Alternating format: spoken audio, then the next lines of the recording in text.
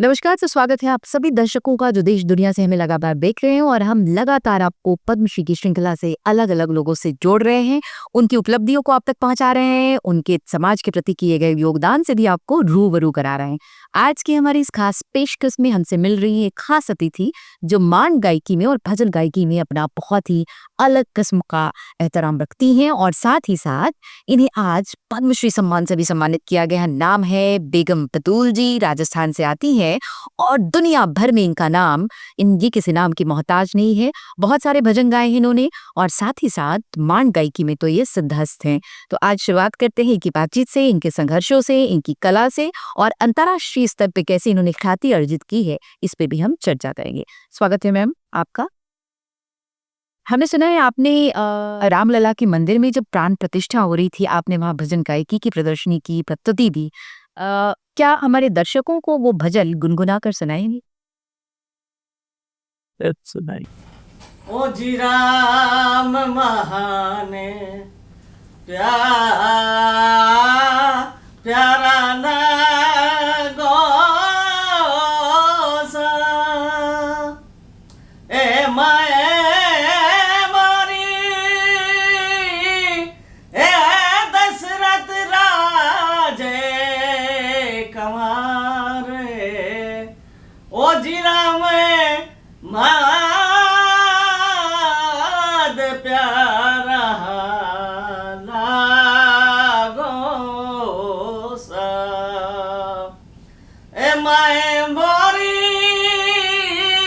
ए दशरथ राजे कंवर ओ राम मान प्यारा प्यारा लागो सा। वाह वाह, बहुत सुंदर प्रस्तुति। इसके साथ ही हम अपने प्रोग्राम की शुरुआत करते हैं और इनसे जानते हैं एक सवाल छोटा सा।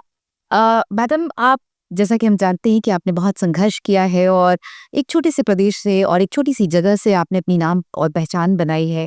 कैसा लगता है जब एक महिला अपारंपरिक काम करती है? जैसे महिलाओं के लिए खास तौर से ये बताया जाता है कि आप घर के कामकाज संभाले, घर संभाले, लेकिन आपने कुछ अलग हट के काम किया। तो ये सफर कैसा रहा और कैसे इसकी शुरुआत हुई, हमारे दर्शकों को बताएं। देखो क्या गर्गिश दिखे तो ये मुश्किल ही होता है बच्चों को समझा। और वैसे कोई पैसे वाली पार्टी नहीं थी, हम गरीब परिवार थे।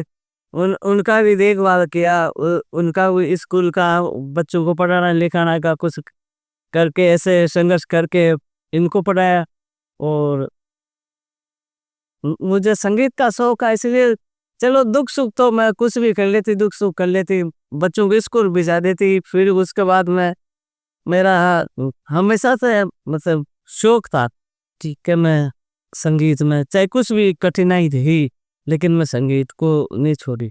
मैंने कभी भी मैं मुझे होता सब मेरे मन में वो गाना बजाना कह रहा था धुन, चाहे मैं काम करती, चाहे खाना बनाती, चाहे कुछ भी कपड़े धोती, कुछ भी करो, लेकिन वो शौक था मुझे। तो ये शुरुआत वहीं से हुई। हाँ हाँ। मैम, आप एक छोटे से गांव केराप से आती हैं, शायद अगर मैं सही हूँ तो। जयपुर का एक छोटा सा गांव है जहाँ पे बहुत सारी पारंपरिक गुंठन है जिसकी चर्चा हम बाद में करेंगे। पारिवारिक सहयोग कितना मिला आपको इस क्षेत्र में अपना करियर बनाने के लिए? जो आपने कहा कि आप करियर, आपने इसकी शुरुआत बस यूं ही हो गई कि पारंपरिक से इसको सीखा लेगी, तो प्रोफेशनल ट्रेनिंग लेंगी, बस आपने शुरू कर दिया। तो फैमिली में जितना सपोर्ट मिला, अब अभी चाहते थे क्या इसे अपना करियर बनाए या आगे ले जाए? देखो ऐसे गाँव के फिरते डोलते ऐसे भजन है, मार है, ऐसे गाते सीखते थे। पहले ये कोई टीवी भी तो था नहीं, वो फिर वैसे कोई अपन गाना भी सुनते थे, वो चूड़ी बजाता वो तो उसका वो आता था चूड़ी बजा वाला, तो उसमें वो कोई गाना सुन लेती। बस मेरे दिमाग में बैठ था भैया आज कोई ये गाना है। ओ कठिनाई तो ही अब क्या सीखना का तो बहुत ही मुश्किल काम। अब बच्चों को पालना पोसना करना है तो बहुत है। फिर औरता को तो काम घर में बहुत ज्यादा रहते तो बहुत मुश्किल ही था, लेकिन मैं उनमें से निकल के मैंने कहा कुछ करना है तो लेकिन वो तो पता नहीं कि मैं सीखूंगी तो मैं कहाँ जाऊंगी फलाना, वो तो हमारे पास भाई आपने नहीं सोचा कि इतनी शोहरत मिल जाएगी मैं के लिए? वो तो सवाल है, जानते हैं। अब छोटा सा गाँव हम जयपुर में बहुत लेट आए, इतनी बड़ी हुई कम से कम 30-25 साल की हुई जब तो मैं जयपुर आई। काफी लेट शुरुआत हुई, हाँ, लेकिन जो शुरुआत हुई वो बहुत धमाकेदार रही। लेकिन वो नहीं था कि फिर मुझे क्या माना ऐसे भजन गा लो, ऐसे मार गाओ, गाती रहो कौन तो मुझे तो घर में पहले से कोई गा रहा था? मान गायकी में कोई था? लोक गायकी में पिताजी वैसे मैं सुन लेते, वैसे कोई वो सुन के सीखे। बड़े बड़े लोग आर्टिस्ट लोग गाते हैं तो वो सुनते हैं ना, तो उनसे सीखे। और बस ये भजन तो जरा सा मेरा चाचा जी भी करता था, ऐसे मंदिर में गाते सब गांव की, जैसे को सब लोग ही गाते हैं, छातू बोल तो वो मंदिर में, और उनसे वो भजन गाते, वो लोग मेरे लग के भजन गाना। और आपने इसको अपना वो पे कायदन बना लिया। मैम हमारे दर्शकों को ये बताएं कि आपने अंतर्राष्ट्रीय स्तर पे बहुत ख्याति अर्जित की है, आप बहुत पॉपुलर हैं, विदेशों में भी आपकी बहुत सारी प्रदर्शनी हुई है, प्रस्तुति हुई है। पहली धमाकेदार शुरुआत कैसे हुई और पहली बार विदेश जाना कैसे हुआ? कैसे आप वहाँ पहुंची? बस ऐसे ही गाती में घर में गाती, जैसे शादी का अपने घर में है, घर का फंक्शन आना गाती और टामू बैठ बैठ के। तो पहले तो वैसे छोटी थी तो वैसे गाती, फिर वो थोड़ी समझदार होगी तो वो सिखाने लगी, बजाने लगी खुद ही। तो शादी ब्याह में हमारे घर में ही गाते करते थे। तो बाहर तो मैं सवाद ही नहीं, घर में बस फंक्शन होता तो वो होता ना महिला शादी ये तरह वो उसना सब करते। शादी ब्याह में शादी ब्याह में हमारे घरों में ही। फिर वो उस वक्त का ये आते थे फॉरनर, कोई अंग्रेज, वो जमाना कभी कभी घूमने के लिए बुश गए इधर गाते थे तो गांव में सब निकलते इधर। तो अजय थे कह रहे अरे फॉरनर आए, अंग्रेज आए, तो वो ब्याह शादी में कोई निकले थे सेगुन तक गाँव के लोग होते हैं ना, तो साथ वो निकल जाते। तो वो देखते थे को वो फंक्शन देखा, ब्याह शादी का, तो वो बोला गुड गुड सब में वो तो बोलते हैं। तो वो ब्याह शादी कर, फिर वो उन्होंने बोला कि ये अच्छे है इनके यहाँ, इनके वो बनाओ। पहले जैसे ये राजस्थानी सब ये ना, राजस्थानी लोग ज़्यादा पसंद करते हैं ना पढ़ने, तो इनको बाहर बुलाए थे आ सकती है क्या, तो हम वहाँ पहुँच गए। हाँ, तो फिर गाँव पे हमारे लड़का बच्चा था, बोलो भाई जी आपको ऐसे बोल रहे हैं कि आप फॉरेन जाओ तो आप गाना बहुत अच्छा गाती, तो ये सब अंग्रेज हो गए सब बोल रहे, तो बहुत बढ़िया है ये बहुत। तो कैसा लगा अब जब पहली बार प्रस्तुति दे रही थी वहाँ तो मैंने कहा देश से बाहर? चलो फिर ये बच्चे इनको थोड़ा पढ़ा दिया इसका, तो कोई बात करूँ तो उनके हिसाब से वो बात से। अच्छा जी हाँ, अभी लगातार बातचीत कर रहे हैं बेगम साहिबा से। इन्हें अभी पद्मश्री मिला है और पूरा देश इनको सराह रहा है, गर्व कर रहा है। और देश की ऐसी महिलाएं जो विपरीत परिस्थिति से भी निकल के अपने लिए एक मुकाम हासिल करते हैं, वो सबके लिए प्रेरणा बनती हैं। हमारे समक्ष एक बहुत ही प्रेरणीय किरदार है जिनसे हम बातचीत कर रहे हैं, इनके संघर्षों को आप तक पहुंचा रहे हैं। और ये इस बात की बानगी है कि अगर ऊंचे उड़ने की ख्वाब हो तो परवाज कभी भी छोटे नहीं पड़ते। मैम आप मान गायकी गाती हैं, लोकगीत में भी पारंगत है आप, मैंने सुना आप वाद्य यंत्र भी बहुत सारे बजाती हैं, ढोलक और दूसरे अन्य वाद्य यंत्र। कुछ माल गायकी हो जाए हमारे दर्शकों के भी थोड़ा बहुत।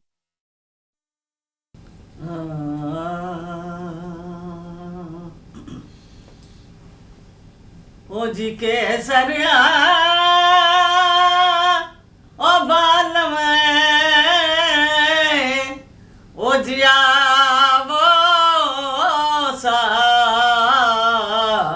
ओ पधारो सा ओ म्हारे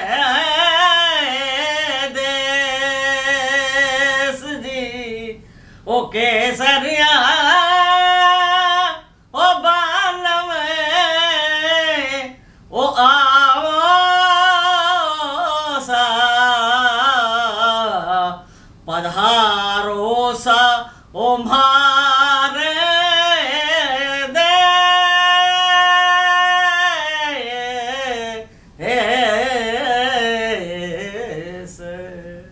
वाह।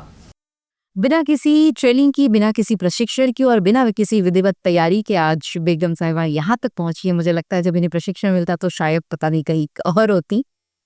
ईश्वर ने इन्हें बहुत खूबसूरत कला से नवाजा है। अब गले की खूबसूरती और इनकी आवाज़ सुन के मुझे लगता है कि बहुत और आगे आसमान बाकी है, अभी बस आपने शुरुआत की है। अ, एक और सवाल मैम बहुत महत्वपूर्ण है, हम संघर्षों की बात करते हैं, उपलब्धियों की बात करते हैं। आप आप एक ग्रामीण स्त्री थीं, आपने शुरुआत गाँव से की और आपने बहुत लंबा सफ़र तय किया, आपको बहुत सफलता मिली, शोहरत मिली और अब पद्म सम्मान भी आपके हाथों में है। क्या कभी अभिमान हुआ कि मुझे तो सम्मान मिल गया, ऐसा कुछ? कुछ घमंड, कुछ अभिमान आया क्या? नहीं मैडम, या आज भी आप ज़मीन से जुड़े नहीं सरों से ही नहीं है, वो तो बिल्कुल ही नहीं है ना, ऐसे तो महसूस ही नहीं करते हम कि मुझे घमंड आ गया, हम ये हो गए। मैं तो मालिक से है ना बहुत जैसे क्षमा मांगता हूँ कि हम इतने छोटे लोगों को इतना बड़ा अवार्ड मिला और इतने स्थल पे गए और भारत सरकार ने भेजा, तो भारत सरकार को बहुत बहुत धन्यवाद देती हूँ मैं। मोदी जी को और अमित शाह जी को, भारत सरकार को बहुत धन्यवाद देती हूँ। तो हम जैसे लोगों को इतना बड़ा अवार्ड दिया और इतने पहुंचाए, और मैं तो महसूस करती हूँ मैं तो हमेशा से वो वैसी हूँ, वैसी ही रहूंगी। वाह! क्या बात है। ये होती है काबिलियत, जब आपको खुदा बहुत सारी काबिलियत देता है तो आपको ज़मीन से जुड़ के रहना चाहिए और सिर्फ वही नहीं, ये इस बात की बानगी है कि आपके पास अगर कला है तो उसे सहेजना भी आना चाहिए और सफलता है तो उसका स्वाद चखने के साथ-साथ उसे संरक्षित करना भी आना चाहिए। बेगम बतूल जी ने बहुत सारी चर्चाएँ की, बातचीत की, इन्होंने अपने बारे में भी बताया और मुझे लगता है हमारे दर्शक जो लगातार हमें देख रहे हैं वो ये भी सोच रहे होंगे कि इनका सफ़र कहाँ से कहाँ तक पहुँचा है। इन्होंने शुरुआत अर्श और फर्श के बीच का जो एक अंतर है माप दिया है उसको और शोहरत की बुलंदियों तक तो और आगे और भी जाना है। मैम हमारे दर्शक जो आपको देख रहे हैं खासतौर से महिलाएं जो अपने गांव में बैठी हैं, ग्रामीण क्षेत्रों में बैठी हैं, जिनके पास संसाधन नहीं है और आपकी जैसी सुविधाएं नहीं है जब आपको उपलब्ध हैं, उनके लिए क्या कहेंगी? वो कैसे आए हैं संगीत के क्षेत्र में? अगर वो आना चाहते हैं तो क्या करें हम? वो तो हमारे पास ही नहीं थी। नहीं बेटा, आपके पास हिम्मत है और अब हम अरे कर करके ऐसे कर करके सीखा। हमारे पास इंस्ट्रूमेंट नहीं था, कहाँ से लाए गरीब परिवार में। तो इंस्ट्रूमेंट हम तबला ही नहीं जानते। मैं बहुत बड़ी हो गई, 35-40 के साल की हो गई जब तबला, मैंने कहा यहाँ जयपुरा इधर तबला है कि ये तबला होता है, तो भी वो मैं बजाना सीख गई, मैं तबला बजाती हूँ। तो क्या कहेंगी महिला हिम्मत ना हारे? कुछ ऐसा संदेश दीजिए। तो देखो इतनी कठिनाई करके भी मैं सीखूं, तो वैसे ही महिला को वैसे है कि आजकल तो खैर सरकार शासन देती है, हमारे वक्त का तो सरकार ही कोई शासन हासिल का सवाल है। अब तो जो सीखने वाले को बहुत शासन देते हैं और अब तो पढ़ी लिखी सब है। अब हमारे तो उधर गांव में 5वीं सरकारी स्कूल थी, तो कभी तो मेरे दादाजी जाने देता है, कभी नहीं जाने देता है। अरे क्या करोगे बहन जी, बनोगे कि जाओ जाओ घर पे जाओ, वहीं जाओ, बाहर निकलने नहीं। तो अब तो बहुत सारा साधन, सब पढ़ी लिखी बच्चा है, तो औरतों को सबको बोल रही हूँ कि आप सीखो, हर संघर्ष करो तो आगे बढ़ोगे। जैसे आज मुझे मिला इतना बड़ा, तो आज वो संघर्ष करो और सीखो, कोशिश करो, हर मेहनत करो। हिम्मत ना हो। हाँ बस हिम्मत करो, हिम्मत से होगी। और है ही गाँव में वो भी अभी समस्या ही है भाई कि 10 जने को कोई बुला ले, कोई आवे, तो बेचारे किसी के पास किराया नहीं, किसी के क्या समस्या है, बहुत समस्या गरीब परिवार है। अरे वैसी ही समस्या हमारे में थी, लेकिन ठीक है मालिक ने वाला और आप उन समस्याओं से बाहर निकल आए। बेगम साहिबा आप ये भी बताएं, बेगम बतूल जी आपको पद्म सम्मान मिला है और बहुत बड़ा सर्वोच्च सम्मान में से एक सम्मान है। आप नए बच्चों को, जो नए नवयुवक हैं, नए लड़के लड़कियां हैं या नई पीढ़ी के बच्चे हैं, उनको इस क्षेत्र से जोड़ने के लिए क्या कुछ करना चाहेंगी आप, या कुछ भविष्य की योजना है आपके? आपने कोई ट्रेनिंग स्कूल खोला है या बच्चों को मान गायकी कैसे सिखाएंगी? कुछ है इसके लिए योजना आपके पास या आप हारे? मेरा योजना तो यही है, कभी कोई स्कूल तो मैंने खुली नहीं हमारे, और मैं घर परिवार में आप ये प्रशिक्षण दे रहे हैं किसी को? हाँ घर में है। अब बोले पड़ोसी के या फिर आत जाती बच्चे औरता जाओ भाई, आपको पुरानी ये चीजें मैं बताती हूँ। अब पुरानी चीज़ें तो ये ट्रेडिशनल चीज़ें तो जारी है, कोई जानते ही नहीं है मार क्या चीज़ होती है। तो ये पुरानी जो है चीज़ें तो आप अटल देखो और सीखो, बच्चों को सिखाते हूँ, आता है बच्चा या गांव से औरतें आती हैं उनको भी बताती हूँ, ले चलो मैं करूँगी, आओ तो आओ। अब तो मान गायकी जो है अलग अलग परिवेश में और अलग अलग समय में गाई जाती है, जैसे शादी ब्याह के लिए कुछ और या किसी खास अवसर पे गाई जाती है इस तरह की माट गायकी? लोग जो आप गाती हैं लोकगीत। हाँ मार तो देखो किसी वक्त करो, अच्छा ये कला क्लासिकल का पाठ है, किसी वक्त का मार दो, चाहे ब्याह शादी में गाओ चाहे ऐसे गाओ, वो तो कुछ ट्रेडिशनल गाना है। सुनाइए ना हमारे दर्शकों को। ये तो ट्रेडिशनल गाना है, तो ये तो चलता ही है। और भजन तो भजन की जरूरत, भजन भी होता है, तो वैसे मारवाड़ी भी होता है गाना। अच्छा, तो आप भजन या माकरेगी कुछ भी आप सुनाए जो आप दर्शक आपको सुनना चाह रहे हैं, पता नहीं उनको अवसर कब मिलेगा। तो आप सुनाए जो आपको पसंद हो वो सुनाए। बोल सुआ राम राम, ओ जी मीठी मीठी वाणी रे, बोल सुआ राम राम, बोल सुआ राम राम, ओ मीठी मीठी वाणी रे, बोल सुआ राम राम। सोना रे तार से थारो पिंजरो गढ़ाऊं रे, सोना रे तार से थारो पिंजरो घड़ाऊं रे, पिंजरा रे आगे थारे झालरी लगाऊं रे, बोल सुवा राम राम, बोल सुवा राम राम, ओ मीठी मीठी बाणी रे, बोल सुवा राम राम, बोल सुवा राम। वाह वाह। राजस्थान और भारत केवल सांस्कृतिक संपदा के लिए ही नहीं जाना जाता, अपितु लोक गायकी के क्षेत्र में भी भारत सिरमौर है। राजस्थान की चर्चा हम बार बार करते हैं, जहाँ सांस्कृतिक संपदाएं बिखरी है और साथ साथ वहाँ लोक गायकी की भी अपनी एक अलग कुमार है, एक अलग विरासत है, जिस विरासत के प्रतीक हैं बेगम बतूल जी, जो लगातार मान गायकी के जरिए और भजन के जरिए आप तक अपनी मीठी और सुरीली आवाज पहुंचा रही है। ये न सिर्फ गाती है, अपितु इन्होंने बहुत सारे वाद्य यंत्रों को बजाया भी है और अंतर्राष्ट्रीय स्तर पे ख्याति प्राप्त भी है और बहुत सारे सम्मानों से नवाजी गई हैं और अभी हाल में ही पद्म सम्मान मिला है। आप मुझे एक चीज और बताएं, चूंकि दर्शक आपको सुन रहे हैं और आपने अपनी चीजें संघर्ष के बारे में भी बताया, भविष्य की कोई योजना है? आप कुछ भविष्य में प्लान कर रही हैं कि आप क्या करने वाली हैं और आगे कितना जाना है? अब तो बहुत हो गया, या बस सफर रुक गया कि पद्म सम्मान मिल गया तो सफर रुक गया, या कुछ और भी? नहीं नहीं नहीं, ये असल है। मैं तो मालिक मेरी हिम्मत दे, हिम्मत रखे, तो मैं इंडिया में ही ये गाना बजाना करूं, और फॉरेन में मेरी हिम्मत दे तो मैं फॉरेन ही जाऊं। तो भगवान से ये अरदास करती हूँ कि मेरी हिम्मत रखे, तो मैं अच्छे अच्छे लोगों को सिखाऊं, कई ये चीजें सीखो और अच्छा अच्छा प्रोग्राम मिलता रहे और अब भारत की सांस्कृतिक विरासत को आगे बढ़ा। वो तो आगे बढ़ाए, बात की संस्कृति को सबको मैं सिखाऊं कि ये चीज सीखो, तो ये आगे ये चीजें मिलेगी नहीं। बिल्कुल। तो ये हमारे दर्शकों को मैं बताती चलूं कि बेगम बतूल जी ने न केवल खुद को सींचा है, कड़े संघर्षों से उबारा है, बल्कि इन्होंने अपने पारिवारिक मुझे लगता है फैमिली में भी बच्चों को सिखाया है और इनके 2 सुपुत्र हैं जो शायद वो भी इस कला में है, इस क्षेत्र में, मान गायकी के क्षेत्र में सिद्धहस्त हैं और महारत हासिल रखते हैं। ये अच्छी बात है कि हम अपनी विरासत को पीढ़ी दर पीढ़ी ट्रांसफर कर रहे हैं, उसे अगली पीढ़ी तक पहुंचा रहे हैं, ताकि हमारी भारत की जो सांस्कृतिक समृद्धि है वो संरक्षित रहे, बची रहे। इसके साथ और इस बातचीत को आगे बढ़ाते हुए, इससे पहले कि हम कार्यक्रम को रैप करें, बंद करें और आगे बढ़ाएं, हमारा एक सबसे महत्वपूर्ण सेगमेंट आता है, वो है rapid round question fire section, जिसमें हम एक सवाल लेते हैं और उस सवाल के एक छोटा सा आंसर के साथ आपको हम पद्मश्री की बात आप तक पहुंचाते हैं। तो मैम आप तैयार हैं रैपिड राउंड क्वेश्चन फायर में? इसमें हम सिर्फ ये करते हैं कि हम एक सवाल लेते हैं और उसका एक छोटा सा आंसर आपसे लेते हैं। जी, तो आपका पहला प्रश्न ये है कि आपको खाना क्या पसंद है? मुझे पसंद है हरी भरी सब्जी, दाल और छाछ और दही। और आपका सबसे पसंदीदा जगह क्या है? कहाँ घूमना पसंद है? घूमना तो इंडिया खूबसूरत है, बहुत बढ़िया है इंडिया। कोई इंडिया तो जगह है बढ़िया ये। कौन सा रंग पसंद है आपको? तो ऑरेंज है, ऑरेंज जी।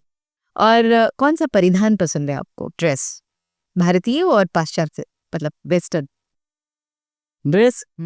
ये राजस्थान जो आपने पहना है? राजस्थानी पहनती और ये पहनती रहेंगे जिंदगी भर। कोई एक चीज बताएं जिससे आपको आपका गांव बेहद पसंद है, क्यों आपका गांव पसंद है? कोई एक खूबी बताएं अपने गांव की, जहाँ आप पली बड़ी, वहाँ की क्या खासियत है?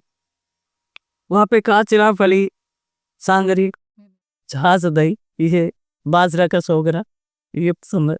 आपके जीवन की कोई एक बात, कोई एक सखा, कोई एक दोस्त जिसे आप हमेशा याद रखना चाहेंगे? है मैंने सही, नाम बताएं। मेरे सही नहीं है नाम। चलिए ठीक है। मेरे से ये बहादुर सिंह जी की ओर होता है। अच्छा, वो और है भी खास अरे हाँ वो काकिसा है, वो है 1 मई से लिए पुजारी हमारे मंदिर की पुजारी जिया बद्रीदास जी, उनकी बेटी सावित्री। वाह, बहुत तारीफ सही रही है आपकी तो जी हाँ, तो हम लगातार रैपिड राउंड क्वेश्चन से इनके सवाल ले रहे हैं और इनके जवाब भी बड़े माकूल आ रहे हैं, बड़े सुंदर सुंदर जवाब आ रहे हैं। बैट कोई एक सपना जिसे आप पूरा करना चाहेगी, जो अब तक पूरा ना हो, कोई एक ऐसा सपना? सपना तो पूरा, देखो सपना तो पूरा जिंदगी में बड़ा बड़ा ख्याल होता है, लेकिन कहने की कोशिश करो तो सपना तो पूरा। मतलब सारे सपने पूरे हों? हाँ, नहीं वो सपना तो हो जाएगा, और जिंदा रहेंगे जब तक पूरे तो ऐसा नहीं, वो तो ऐसे है कि सपना और पूरा हो जाए और पूरा हो जाए, वो तो सीख देते हैं। बेगम बतूल जी बता रही है कि इन्होंने एक ख्वाब देखा है भारत के लिए, हिंदुस्तान के लिए, वो बताएंगी कि वो ख्वाब क्या है। एक ऐसा सपना जो आप भारत के लिए देखना चाहती हैं, क्या देखती हैं आप? भारत तो पहले बड़ा था, और भारत बहुत अच्छा, और भारत को ही देखना चाहती हूँ, वो तो बहुत बड़ा है भारत, हमारा भारत बहुत बड़ा है।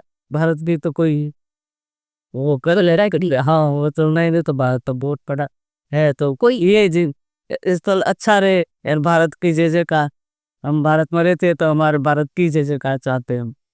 अपने गांव के लिए क्या करना चाहती हैं आप? कोई एक शब्द, कोई एक काम बताएं जो आप अपने गांव के लिए कुछ करना चाहती हैं। गांव के लिए ये करना चाहती हूँ कि गरीब परिवार है, उनको जहाँ सिखाती हूँ तो उनको सीखने के लिए उनको वो नहीं है बेचारे, उनका आने जाने का किराया नहीं होता, तो मैं सोचूं उनको ही सिखाऊं, बुलाऊं गांव से, बुलाऊं फलानी जगह जाऊं आऊं और उनको ही बुलाऊं, तो कुछ एक ट्रेनिंग थ्रू या कोई कुछ हो जाए तो उनके लिए खोल दूं, तो वो सीखते रहे, सीखती रहे। हमारे सुनने वाले दर्शकों के लिए एक संदेश छोटा सा, आपको पद्म सम्मान मिला है, इसके लिए आप इसको ध्यान में रखते हुए एक संदेश दे दीजिए। आपको कोई भी संदेश, आप क्या कहना चाहती हैं, आप कैसा महसूस कर रही हैं पद्म सम्मान मिलने के बाद? बहुत बड़े, बहुत वो तो इतना तो बड़ा, बहुत ही बहुत महसूस करती हूँ कि इतना बड़ा अवार्ड मिला है। और वैसे मैं, खैर वैसे तो मैं पढ़ी लिखी नहीं हूँ, तो मुझे वो मालूम नहीं है कि कितना बड़ा है, लेकिन ऐसे सोचती हूँ कि ये बहुत बड़ा अवार्ड मिल गया, तो बहुत भारत सरकार को कोई धन्यवाद है। जी हाँ, तो इसी के साथ हमारा रैपिड राउंड क्वेश्चन फायर खत्म होता है और उन्होंने बड़ी माकूलियत के साथ सारे सवालों के जवाब दिए हैं और बहुत अच्छे अच्छे जवाब भी हमारे पास आ गए हैं। इससे पहले कि हम कार्यक्रम समाप्त करें, इनके 2 सुपुत्र हैं जो इनका साथ दे रहे हैं लगातार, और अंतर्राष्ट्रीय स्तर पे और भारतीय स्तर पे, मुझे लगता है राष्ट्रीय और अंतर्राष्ट्रीय दोनों स्तरों पे इनके साथ जुड़े रहे हैं, और वो भी वाद्य यंत्र बजाते हैं, साथ साथ गाते भी हैं। मान गायरी जैसी पारंपरिक सांस्कृतिक विरासत को आगे बढ़ा रहे हैं और भारत को और ज्यादा गायकी के क्षेत्र में समृद्ध कर रहे हैं। तो हम उनकी भी फीडबैक लेते हैं और उनसे आपको मिलवाते हैं। यहाँ तो हम जयपुर की लोक गायिका और मान गायिका से बातचीत कर रहे हैं, बेगम बतूल जी हैं, और साथ साथ 2 बड़े बड़े सितारे भी हमारे साथ खड़े हैं, एक आजू एक बाजू। अनवर जी हैं और सनवर जी हैं, 2 भाई हैं और इनके सुपुत्र भी हैं जो मान गायकी में इनका साथ दे रहे हैं। राष्ट्रीय अंतर्राष्ट्रीय स्तर पे दोनों ही साथ से जुड़े हुए हैं और दोनों ही गाते हैं। हम इनसे बातचीत करेंगे और इनसे भी जानेंगे कि माँ के संघर्ष को इन्होंने आगे बढ़ाते हुए कितनी खातिर अर्जित की और क्या क्या समस्या आई है। अनवर जी, आप मुझे बताएं कि आप मान गायकी में कैसे जुड़े और क्या माँ की प्रेरणा थी या आप स्वयं स्वतः स्फूर्त तरीके से जुड़े? मतलब किसने जोड़ा आपको? बिल्कुल माता जी की वजह से ही जुड़े, क्योंकि जब घर में आप जिस घर में पैदा होते हो, जहाँ संगीत होता है, जहाँ माता जी गा रही हैं, वो बजा रही हैं, तो अपने आप ही आप उस माहौल में चले जाते हैं। और जब माता जी को मार गाते और सुनते थे तो बड़ा अच्छा लगता था। और वैसे तो बड़ा मुश्किल होता है मार गाना, लेकिन जब शुरू से माता जी गा रही है, बचपन से अगर कोई चीज़ आप सुनते हो तो काफ़ी उतना मुश्किल नहीं लगता है। हम बहुत भाग्यशाली हैं कि हम इस विद्या को, जो कि वाकई खत्म हो रही है अभी, उसको हमें सीखने का मौका। क्या बात है। तो हम एक ऐसे युवा से बातचीत कर रहे हैं जो भारत की सांस्कृतिक विरासत को आगे बढ़ा रहे हैं। अनवर जी थी, इनके सुपुत्र, और साथ ही हमारे साथ सनवर जी भी जुड़े हैं, उनसे भी हम जानेंगे। सनवर जी, आप मुझे ये बताएं कि ऐसे युग में, ऐसे टाइम में जब युवा टेक्नोलॉजी से जुड़ रहे हैं, युवा अंतरिक्ष पे जाने की बात करें और युवा टेक्नोक्रैक बन रहे हैं, ऐसे में आपने लोक संगीत को कैसे चुना और माँ का साथ कैसे दिया? देखिए मैम, सबसे पहले तो ये है कि युवा हम कहीं भी आगे जाएं, कहीं भी टेक्नोलॉजी में आगे जाएं, लेकिन हमारी जो सांस्कृतिक विरासत है, हमारी जो धरोहर है, वो हमें जड़ें बना के रखनी है। तो वो उसका श्रेय हमारी माता जी को जाता है कि इन्होंने हमें अच्छा पढ़ाया लिखाया, लेकिन साथ में संगीत की शिक्षा भी दी और हमारी संस्कृति से जुड़े रहने में मदद की। और आज उसी का परिणाम है कि नोट हम भाई, हमारी जो सेकंड जनरेशन, हमारे पुत्र है, वो भी माता जी के शिष्य है, सितार बजाते हैं, गाते हैं, मार गाते हैं, फोक गाते हैं। क्या बात। तो ये हमारी सांस्कृतिक जड़ें हैं जो हमेशा बनी रहनी चाहिए। चाहे हम टेक्नोलॉजी में आगे, जैसे हमारे आदरणीय प्रधानमंत्री जी कहते हैं कि हमें चांद पे भी जाना है लेकिन धरातल पे जमीन पे पैर भी रखना है। बहुत बढ़िया। ये बहुत ही अच्छे संदेश के साथ हम अनवर और सनवर जी से बातचीत कर रहे हैं और उनकी बात आप तक भी पहुंचा रहे हैं। आप तीनों ही गाते हैं, मम्मी का सानिध्य जीता है। कैसा लग रहा है जब पद्म सम्मान लेने माँ जाती हैं राष्ट्रपति भवन में और बड़े गर्व के साथ पूरा देश इनको देख रहा होता है और सराह रहा होता है? कैसा लगा? आप दोनों साक्षी थे, इस पल के गवाह थे, कैसा लग रहा था पल? बारी बारी से बताएं। मैं तो ये कह सकता हूँ कि जब माता जी को वो सम्मान मिला और जिस तरह जब वो उठ के सम्मान लेने जा रही थी, वो 1 मिनट का समय जिंदगी का सबसे सुंदर समय में से एक है कि वो एक जिंदगी की आंखों के सामने वो फ्रेम हो गया है, छप गया है। और लग रहा था कि देखिए, जब मेरी माता जी को देखा तो मुझे लग रहा था कि गांव में नंगे पैर जो अब ये खेतों में चल रही थी, तो वो चलते चलते चलते एक फिल्म दिख रही थी कि वहां से चलते हुए एक छोटी बच्ची और आज राष्ट्रपति भवन में पैदल जाके और वो अवार्ड ले रही। तो एक तरह से बहुत बहुत सुंदर पल था। आपने इस पल को कैसे संजोया अपने मत तक, आप बताएं। जी, जो बड़े भैया ने कहा कि ये इस तरह का पल है कि वो आप शब्दों में बयान नहीं कर सकते। उस समय इतना इमोशनल एक कंटेक्स्ट था कि ऐसा लगा गूज बम्स से आने लग गए और हमें लगा कि कोई सपन सा आ रहा है कि हम और हमारी माता जी के कार्यों के कारण, इनकी पहचान के कारण हम भी वहाँ उस स्टेज पे जाके देख पा रहे हैं जहाँ देश के जो सर्वोच्च जगह है राष्ट्रपति भवन और सर्वोच्च लोग हैं, उनसे उनको सम्मान मिल रहा है। और साथ के साथ हमें वो एक शब्दों में उस चीज को बयान नहीं कर सकते, इतना अच्छा लग रहा था कि मेरे को वो कल का दिन यूं लग रहा है कि वापस एक्शन रिप्ले में आ गया। क्या बात है। जी हाँ, तो हम नई पीढ़ी और पुरानी पीढ़ी दोनों के साथ तारतम्य कर रहे हैं और उस पीढ़ी की बात भी आप तक पहुंचा रहे हैं। आप तीनों ही गाते हैं, तो क्यों ना हमारे दर्शकों के लिए एक मिला जुला कुछ गाई भी हो जाए। आप तीनों ही एक गाय। क्योंकि माता जी भजन गाती हैं। हमारे राजस्थान में जयपुर के पास ही डिगीपुरी है, जहाँ विष्णु भगवान का मंदिर है और विष्णु जी के ही अवतार हैं। तो उनका एक भजन हम जो है हमारा लोकगीत, लोक भजन, वो सुनाना है। जरूर जरूर। ओ बाजे छे नौपत बाजा मारा डिगीपुरी का राजा, बाजे छे नौपत बाजा मारा डिगीपुरी का राजा, ओ डिगीपुरी का राजा, ओ डिगीपुरी का राजा, ओ डिगीपुरी का राजा, ओ डिगीपुरी का राजा, बाजे छे नौपत बाजा मारा डिगीपुरी का राजा, बाजे छे नौपत बाजा मारा डिगीपुरी का राजा। क्या बात है। इसके साथ ही कि हम दोनों पीढ़ियों को एक साथ जोड़ रहे हैं। इस बात की बानगी है कि अगर आपके मूल्य और आपके संस्कार और आपके आदर्श अगर मजबूत हैं, सुदृढ़ हैं, तो पेड़ घनी और छायादार जरूर होती है। हम देख रहे हैं इनके दोनों सुपुत्र लगातार जुड़ रहे हैं और इन्होंने अपनी बातें भी रखी और किस तरह इन्हें अभिमान और गर्व भी हो रहा है कि पूरा देश इनकी माँ को सराह रहा है। एक ऐसी माँ जिन्होंने संघर्ष के जरिए अपना रास्ता चुना और आज वहां तक पहुंची है जहां समूचा देश इनको गर्व के साथ देख रहा है। बहुत बहुत स्वागत, बहुत बहुत धन्यवाद, आप सबने हमें समय दिया। और इसके साथ ही कि हम किसी और आपको धन्यवाद जी और पद्मश्री को आप तक पहुंचाते हैं किसी और एपिसोड में। तब तक stay tuned, goodbye, good evening.